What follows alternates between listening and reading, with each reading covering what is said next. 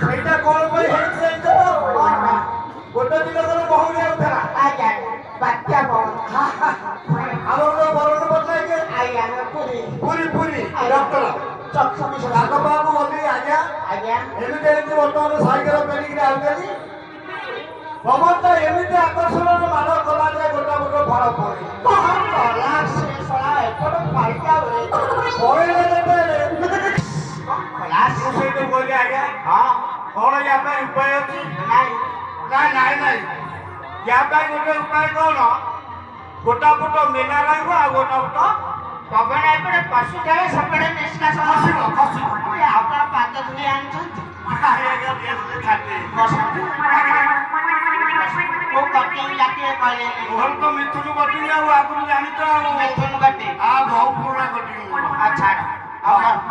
ଆଜ୍ଞା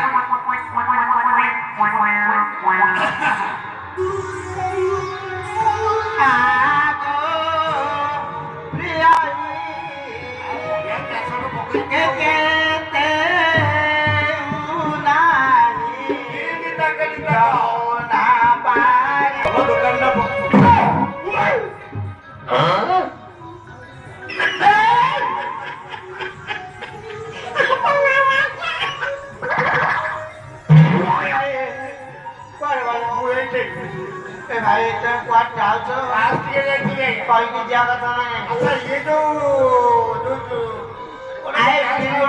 दुकान बंद कर घर को जाते